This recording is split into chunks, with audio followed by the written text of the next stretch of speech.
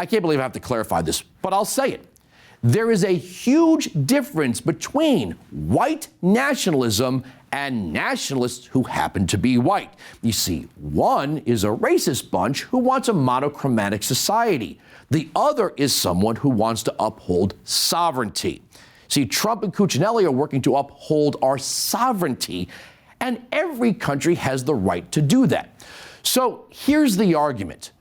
The media doesn't care about objectivity and truth anymore. They haven't for a long time. Reporters, correspondents, columnists, and contributors will unify behind a line of attack and will refuse to cover issues like immigration in a fair and honest way. The purpose of their coverage is to propagandize the voting public and to reassure the left that Trump and Republicans shall receive no mercy. Now, I'm going to prove something to you here and now.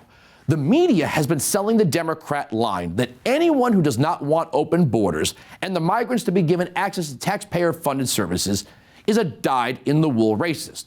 So here we go. Take a look at this piece from NPR. Headline, poll, Mexicans favor deporting migrants back to their home countries. Quote, more than 60% of Mexicans believe migrants are a burden and that they take away jobs and benefits, according to a recent poll. A majority supports deporting them, unquote. So you mean they're just not handing out free passes and hearing every single asylum claim by the thousands? Did you see anything in there about racism? How about bigotry? Nationalism? No, you didn't. Well, here's a quote from The Hill. Quote, newly elected Guatemalan President Alejandro Giammattei on Tuesday told the Associated Press that the immigration deal his country signed with the Trump administration last month won't work. Outgoing President Jimmy Morales signed an agreement that forces migrants from other countries who cross into Guatemala to apply for asylum there rather than the United States, an arrangement known as Safe Third Country Agreement. In order to be a safe country, one has to be certified as such by an international body, and I do not think Guatemala fulfills the requirements to be a third safe country. That definition doesn't fit us, said Giammattei, 63, to the Associated Press. If we do not have the capacity for our own people, just imagine other people. Wait, let me get this straight. Giammattei is saying that he has to take care of his own people first? Will Giammattei run on strong voter support for not accepting migrants from Honduras and El Salvador? Again, anything in there about racism, bigotry, nationalism? Well, why not? Because that wouldn't fit the narrative, you see. Now, granted, those pieces were, in fact, published before Baquet spoke, but that's what we can expect.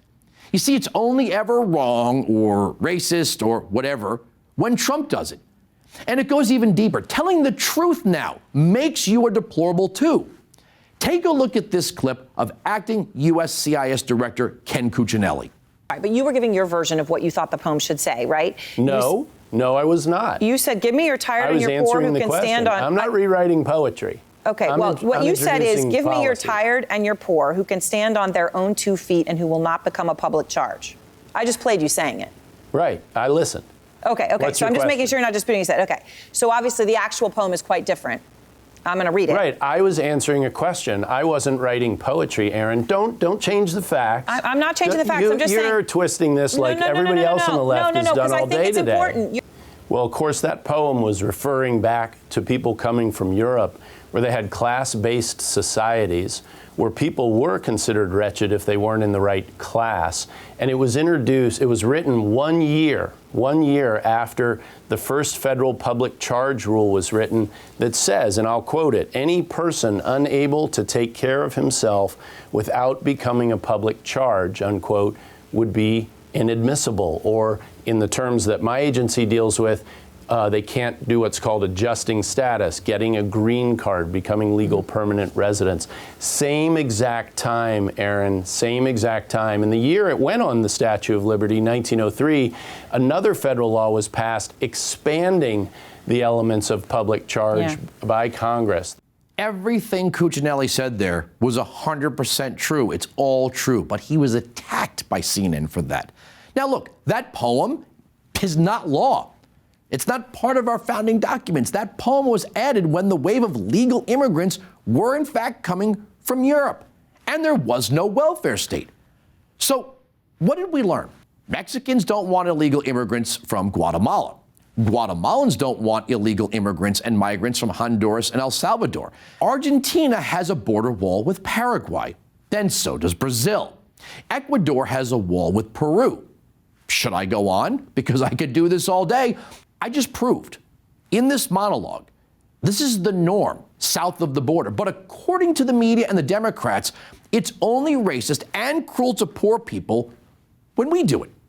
Now, the media is never going to tell you this is the norm all throughout Latin America, and the media will never portray people in Latin America in a bad light. Why is that? Well, they have an election to win in 2020, and the narrative is only white conservatives led by Trump can be racist. So understand this going forward. There will be no line between opinion and the news. Everything will be crafted and curated to say one thing: you're evil.